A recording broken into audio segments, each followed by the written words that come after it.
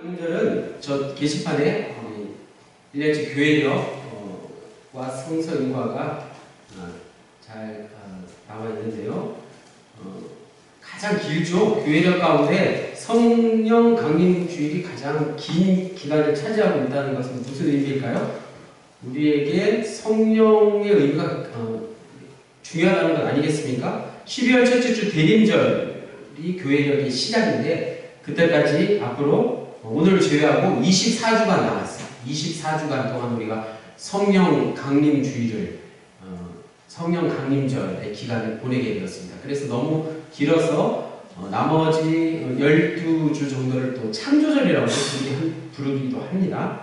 자, 우리 당진영문 공동체가 이제 지금까지는 50일 동안은 부활절을 통해서 부활생명 공동체였어요. 그래서 전하는 말씀들이 부활생명을 우리가 만끽하는 그런 공동체로 거듭나기를 우리가 그동안 말씀을 나눠왔는데 이제는 부활생명 공동체를 뛰어넘어서 무슨 공동체라고요? 성령 충만 공동체로 한 단계 더 거듭난다는 그런 의미가 있습니다. 부활생명 공동체와 더불어서 성령 충만 공동체가 된다는 아주 은혜로운 그런 의미 아니겠습니까? 그 의미를 오늘 말씀과 함께 나눌 수 있기를 원합니다. 자, 바울은 성령을 따라 사는 사람들은 육신의 것이 아닌 영적인 것에 마음을 쓴다. 이렇게 오늘 로마서 8장 1절에서 13절까지 소개하고 있습니다. 오늘 교회를 전한 본문에서도 12절에서 13절 말씀을 제외시킨 이유가 아마 이것이 아닐까. 오늘 14절에서 17절까지는 오직 성령에 대해서만 이야기하고 있어요. 12절, 13절은 성령에 반대되는 것 무엇이죠? 육신을 따라 사는 것에 대한 말씀이 간략하게 나오고 있죠. 그래서 우리가 가장 먼저 오늘 말씀을 통해서 생각해 보아야 할 질문은 영적인 것이란 무엇인가라는 거예요. 영적인 것, 영적인 존재에 대해서 우리가 알아야 되겠다는 말씀이죠. 하나님이 영적인 존재 아니겠습니까? 하나님은 눈에 보이지 않는 분이세요. 하지만 분명히 존재하시는 분이시고 성부, 성자, 성령 삼위일체이신 한 분이십니다. 그래서 다음 주를 또 삼위일체 주일이라고도 하는데 어쨌든 우리가 신앙생활을 하면서 영적인 것에 관심을 갖지 않습니까? 영적인 것에 좋다, 좋지 않다 이렇게 늘 서슴없이 이야기합니다. 저것은 영적으로 별로 좋지 못해. 그래서 안 하시는 분들이 있어요. 저것은 영적으로 아주 좋은 일이기 때문에 마땅히 해야 돼. 이런 말들을 한다는 거죠. 거기서 말하는 영적인 것이란 무엇일까요? 영적인 것을 여러분 분명히 아셔야 됩니다. 영적인 것이란 무엇을 말하는 것인지 생각해 보십시오. 영적인 것을 자칫 현실의 삶을 떠나서 막연한 것으로 그렇게 생각하기 쉽습니다. 환상으로 생각하는 거예요. 영을. 그렇지 않아요. 물론 영이 우리를 초월하고 있는 것은 사실이지만 현실과 아무런 관계가 없는 것은 아니라는 말씀이에요. 이것을 좀 어려운 말로 내재적 초월이라고 합니다. 내재적 초월. 어려운 단어지만 여러분 한번 그 의미를 생각해 보십시오. 이 말을 한번 생각해 보면 결코 어려운 말이 아니에요. 영이 우리가 사는 현실과 역사와 내재해 있으면서 동시에 초월해 있다는 그런 말이죠. 내재적 초월이라는 말. 예를 들어보면 사랑. 여러분 사랑이란 어떤 것일까요? 사랑. 하나님의 사랑 말입니다. 우리가 서로 사랑하지 않습니까? 사랑은 우리의 삶에 내재되어 있으면서 동시에 초월해 있다는 말씀이죠. 사랑이 우리의 정신적인 삶을 이끌어가는 힘이라는 점에서 분명히 우리에게 내재되어 있지만 우리가 그 사랑을 마음대로 소유할 수는 없다는 거예요. 그래서 사랑이 마음대로 안 되잖아요. 사랑이 잡힐 듯 하지만 잡히지 않는 것, 그것이 가장 좋은 예라고 할 수 있겠습니다. 그래서 영적인 것이라고 여러분 생각할 때 가장 좋은 예는 사랑일 수 있습니다. 누구도 인터넷으로 인터넷 쇼핑을 하듯이 극장 티켓을 사듯이 사랑을 소유할 수 없다는 거예요. 내가 원하는 그 순간 내가 원하는 사람과 사랑을 같이 공유하는 게 가능합니까? 불가능하다. 영적인 것이 바로 그런 의미입니다. 그것은 전혀 다른 차원에서 우리의 삶에 개입되어 있는 하나님의 능력이라는 것이죠. 더 나아가서 하나님 그 자체라는 거예요.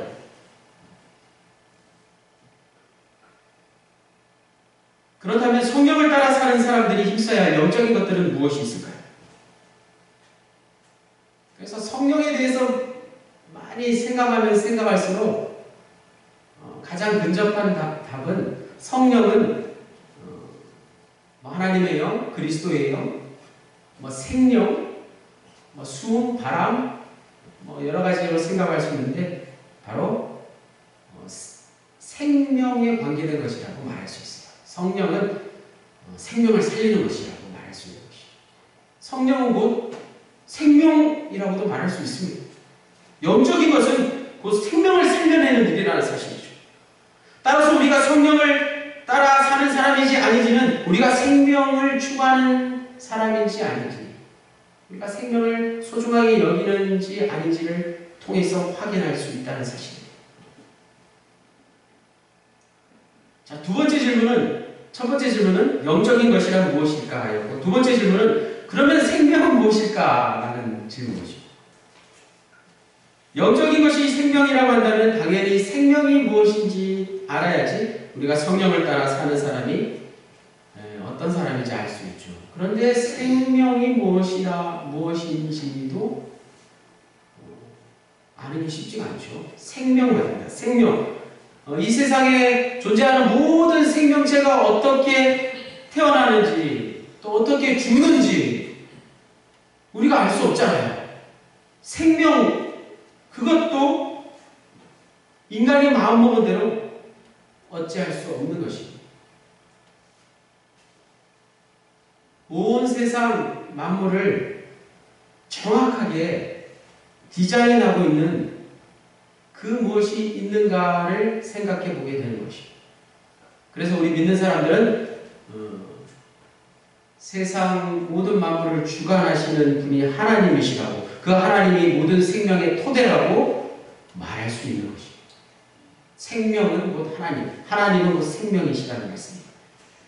자, 그래서 어떻게 됩니까? 우리의 질문은 처음으로 다시 돌아갔어요. 영적인 것이 무엇이냐 생각하다가 성령, 생명, 다시 하나님으로 질문이 돌아간다는 거예요. 하나님, 성령, 영적인 것, 생명에서 다시 하나님으로 돌아간다. 성령 공동체는 바로 이러한 것들, 하나님, 영적인 것, 성령, 생명에 대한 답을 찾아가는 공동체라고 말할 수 있는 것입니다. 그래서 24주간 동안 앞으로 우리가 이러한 것들에 대한 답을 찾아갈 수 있기를. 여러분 성령에 대해서 그동안 어떻게 알고 계셨는지 궁금합니다. 하지만 그 궁금증을 여러분 가감없이 다 이렇게 질문하시고 그 답을 찾으려고 노력하시면 좋겠어요. 쉽지는 않지만 결국 우리는 이렇게 대답할 수밖에 없어요. 생명의 근원이시고 영적인 존재인 하나님은 우리에게 완전히 아직 드러나지 않으신 분이라는 것이죠. 우리가 다 하나님에 대해서 알 수 없다는 거예요. 하나님이 누구인지를 알게 될 때 우리가 생명이 무엇인지를 알게 될 것이고, 마찬가지로 생명이 무엇인지 밝혀질 때 하나님이 누구이신지를 우리 모두가, 세상 모든 사람들이 분명히 알게 될 것이다.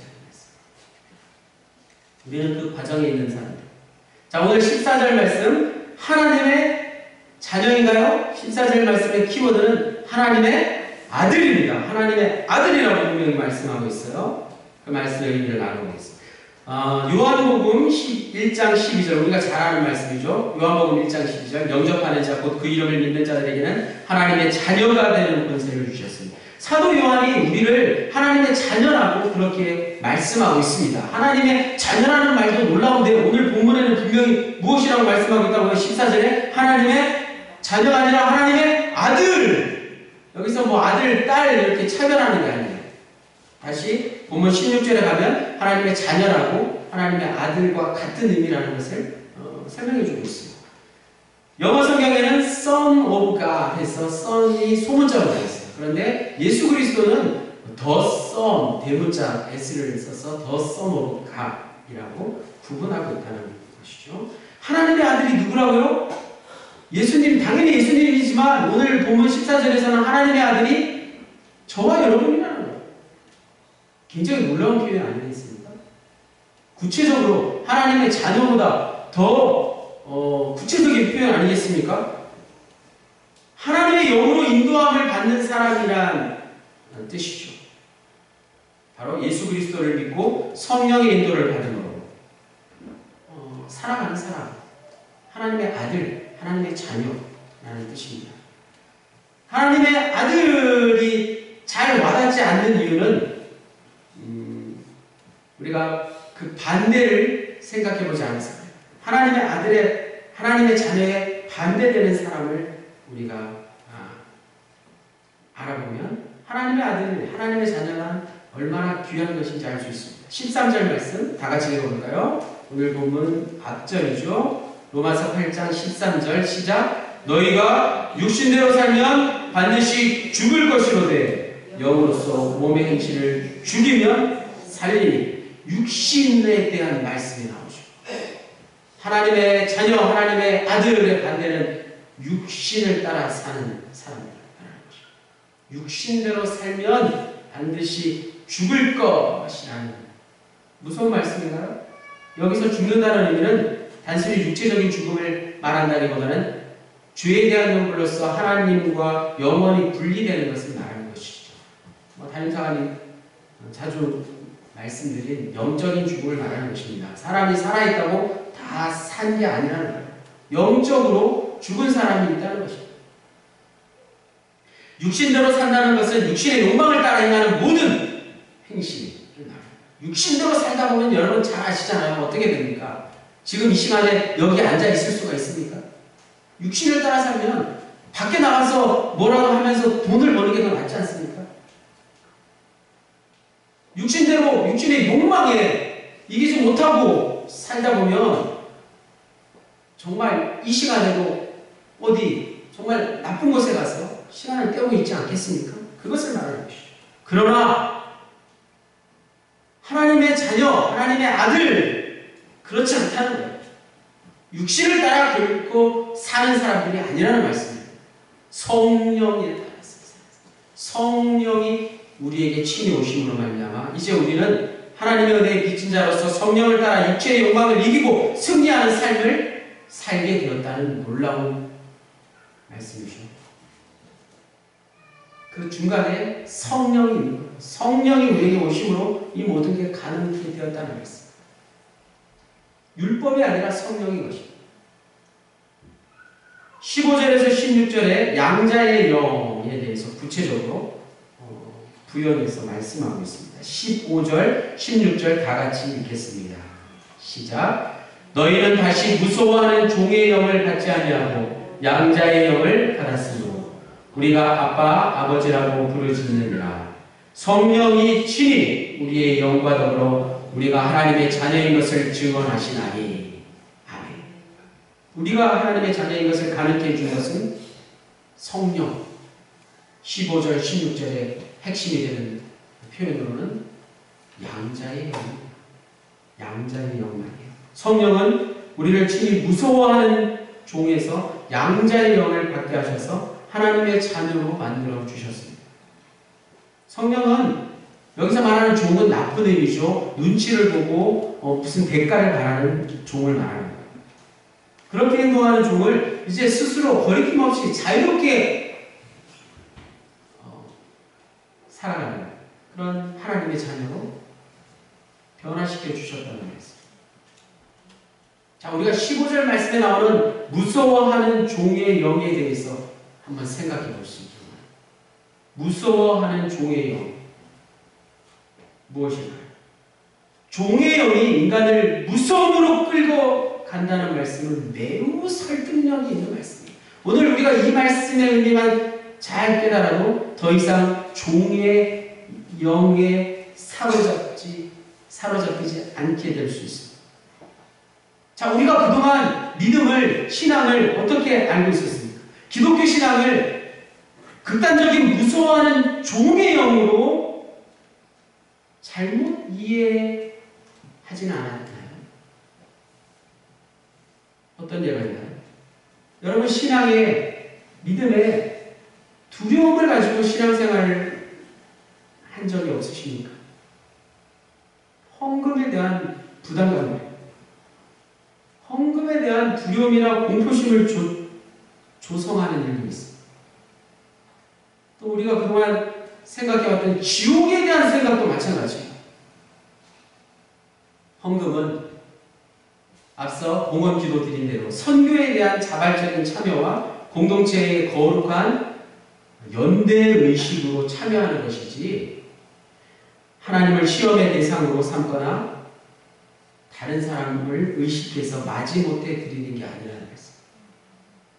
헌금을 그런 식으로 드리면 헌금이 두려움의 대상이 됩니다.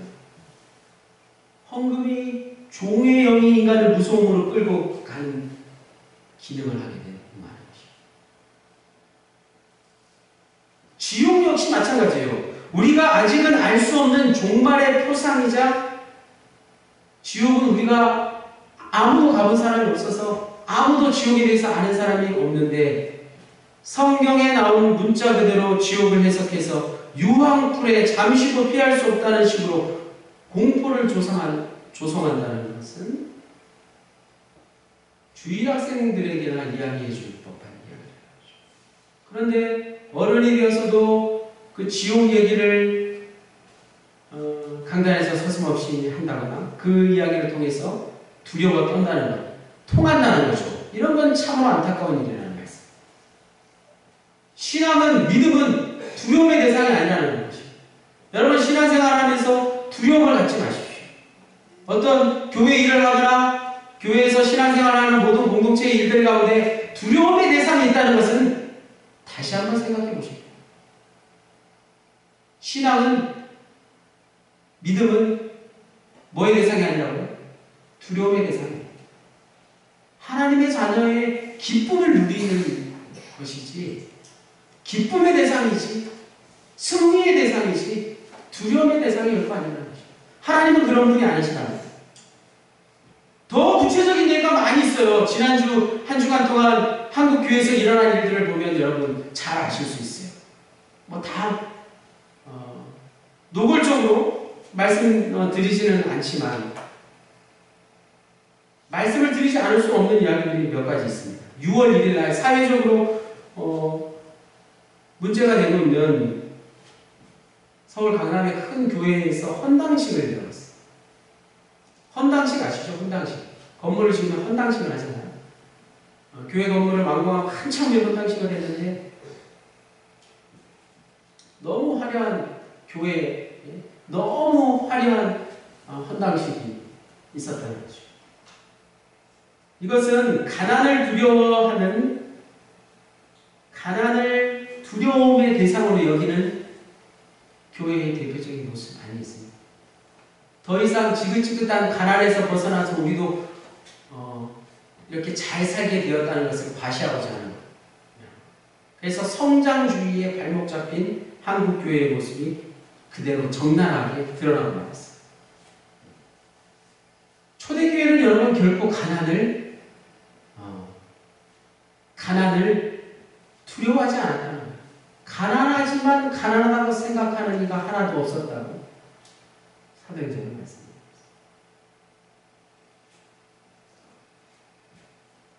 애써 하나님이 다 하셨다는 말로 자위해 보지만 양적인 성장에 눈이 멀어서 질적인 성장에는 치명상을 이제 어떻게 보면 질적인 성장을 하지 못한 그런 모습을 보여준 화려한 파티였다. 많은 유명한 정치인들이 참여한 것은 그렇다 치고 세계적인 신학자와 유명한 목사들이 그 자리에 함께 있었는데 왜 그랬을까요? 왜 이렇게 유명한 사람들이 그 화려한 헌당식에 함께 참여했을까요? 앞서 말씀드린 대로 교회가 세상 권력과 결탁해서 물질을 우상화하는 종의 영, 두려움의 영에 이끌렸다고밖에는 말씀드릴 수 없는 것이죠.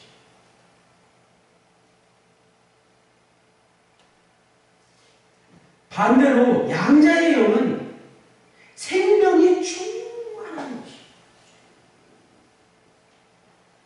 양자의 영은 많은 사람들을 살리는 영입니다. 결코 두려움의 대상이 아니라. 여러분 아시는 유명한 영화 배너 아시죠? 배너에 보면 거기에 나오는 주인공 유다는 억울한 누명을 쓰고 반역죄로 로마의 노예가 되어버렸어요.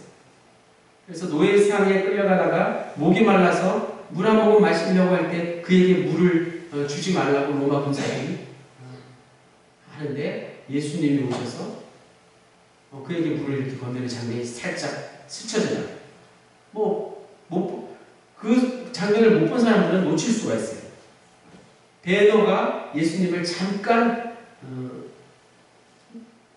눈 맞춤 정도, 눈이 맞은 것 정도 영화에 나오는 거죠. 예수님을 만나는 장면을 영화의 중간에 잠깐 소개한 이유가 무엇일까요? 베너가 나중에 전투함에 노예가 되어서 해상 전투를 벌이다가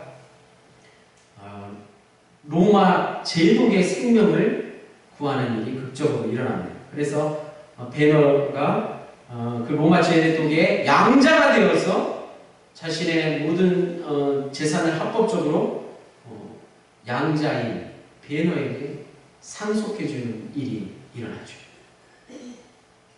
베너는 로마 최고 가문의 상속자가 되어서 모든 권한을 다 누리고 행사할 수 있게 되었습니다. 그래서 자신의 동포들, 동족들을 위해서 전차 경주에 나가잖아요.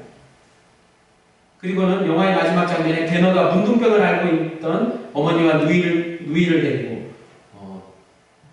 갑자기 하늘에서 천둥 번개가 치고 비가 내리는 가운데 예수 그리스도가 돌아가시는 그 순간 어머니와 누이의 그 문둥병이 깨끗이 나음을 받는 장면이 마지막에 나오죠. 베너가 예수님의 제자가 되었는지 초대교회 성도가 되었는지는 알 수 없지만 그는 분명히 십자가에 달려 죽으신 예수 그리스도를 통해서 어떤 강력한 생명의 힘을 경험했다는 것을 영화에서 잘 말해줍니다. 그 강력한 생명의 힘 말입니다. 베너라는 영화가 위대한 이유는 바로 이 생명이 충만한 영화, 생명에 대한 이야기가 계속 나온다는 것이죠. 자, 마지막 17절 십자가와 부활에 대한 말씀인데요. 다 같이 함께 읽겠습니다. 시작. 자녀이면 또한 상속자 곧 하나님의 상속자요 그리스도와 함께한 상속자니 우리가 그와 함께 영광을 받기 위하여 고난도 함께 받아야 할 것입니다. 아멘. 그리스도와 함께 고난을 받는다는 말은 어떤 의미일까요? 고난을 받지 않으면 구원받지 못한다 라는 뜻이 아닙니다. 반대로 일부러 고난을 받아야 한다거나 내가 당한 고난을 자랑하거나 미화시키는 것도 아니에요.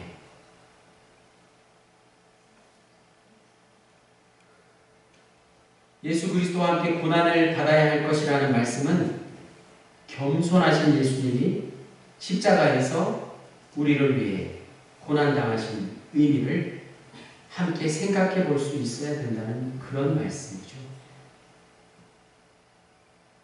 우리가 그리스도와 영적으로 하나가 되었기 때문에 그분처럼 저 세상에서 고난을 당하는 것은 당연한 일이라는 것입니다.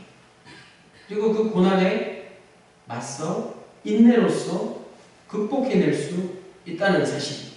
우리보다 먼저 고난을 당하신 예수님께서 요한복음 16장 33절 이것을 너희에게 이르는 것은 너희로 내 안에서 평안을 누리게 하려 함이라.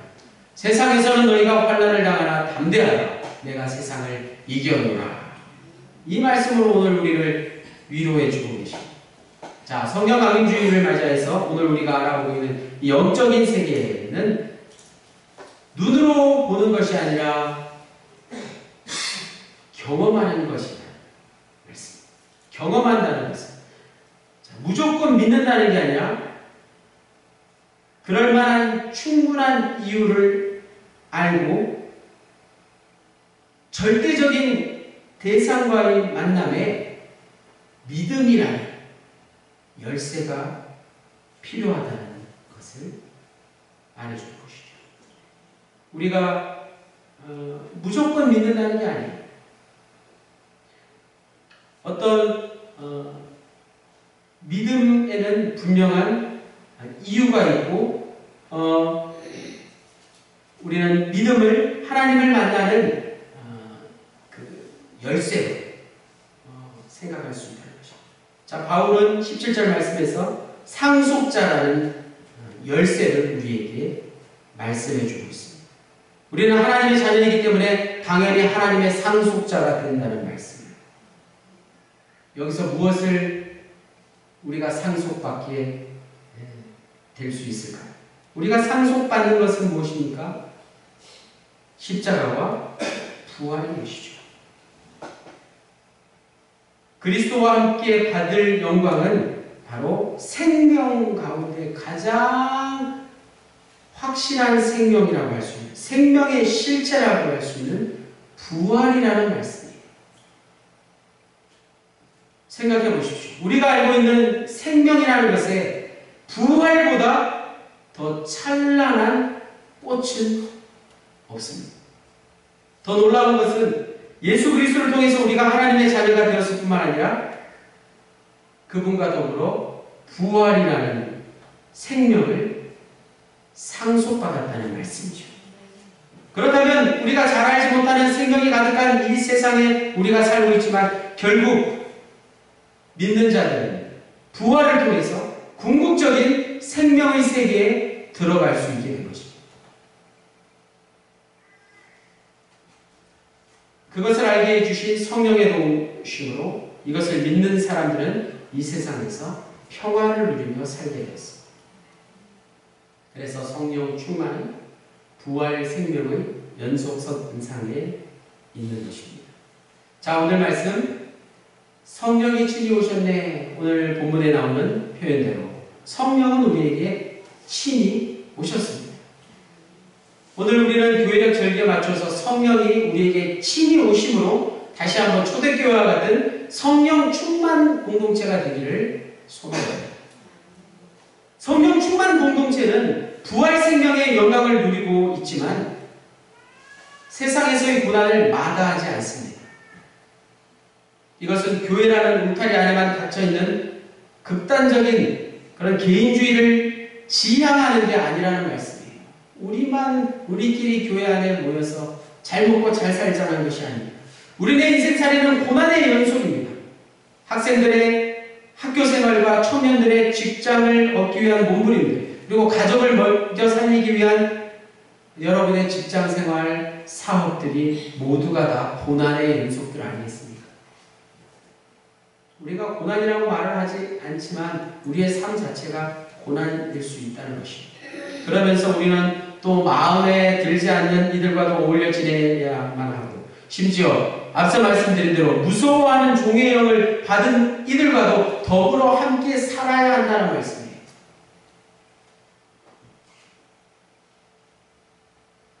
하지만 가장 중요한 것, 오늘 말씀에서 가장 중요한 것, 성령이 친히 우리에게 오심으로 그 모든 고난에도 불구하고 우리는 하나님의 아들이요 하나님의 자녀라는 사실을 깨닫게 되었습니다. 저 세상의 고난과 세상의 물질, 부귀영화 그 모든 것보다 더 귀한 것, 사도 바울이 오늘 하나님의 아들이라고까지 말하고 있는 하나님의 자녀됨이 가장 놀라운 축복이요 영광인 것이죠. 하나님의 자녀됨이 저와 여러분에게 가장 큰 영광이 된다는 사실을 기억하십시오. 성령의 친히 오심으로 우리는 진심으로 찬양하고 기도하고 말씀 듣고 말씀 보고 또 전도하고 겸손해질 수 있다는 사실이죠. 성령의 도우심이 아니면 이 모든 게 다 아무런 의미가 없고 불가능하다는 사실. 우리 앞에 놓여있는 크고 작은 모든 고난 따위는 저와 여러분이 하나님의 자녀라는 그 영광에 비하면 결코 아무것도 아닐 수 있다는 사실을 여러분 분명히 가슴에 새기시고 돌아가십니다. 이러한 영광을 함께 누리는 성령 충만 공동체 당진 영혼이 될 수 있기를 주님의 이름으로 간절히 축원합니다. 은혜와 사랑의 하나님, 하나님은 말씀으로 하늘과 땅을 비롯한 우주 전체를 만드셨습니다. 하늘의 별과 땅의 수목과 동물과 곤충과 미생물, 우리가 아직 다 알지 못하는 온갖 생명체들, 이미 세상에서 살다가 사라진 것들과 앞으로 나타날 모든 것들을 창조하신 분이 바로 하나님이십니다. 지금 하나님이 성령을 통해서 세상을 통치하시기에 우리 눈에 혼란이나 모순처럼 보이는 것조차 하나님 안에서 조화롭다는 사실을 우리가 믿습니다. 매일의 삶을 생명 충만한 예배를 드리듯 살기 원하고요. 우리를 살리는 성령의 인도하심에 순종하며 살기를 간절히 빌고 원하옵나이다. 생명 완성을 위해 심판의 주로 마지막 날 다시 오실 예수 그리스도의 이름으로 기도하였습니다. 아멘.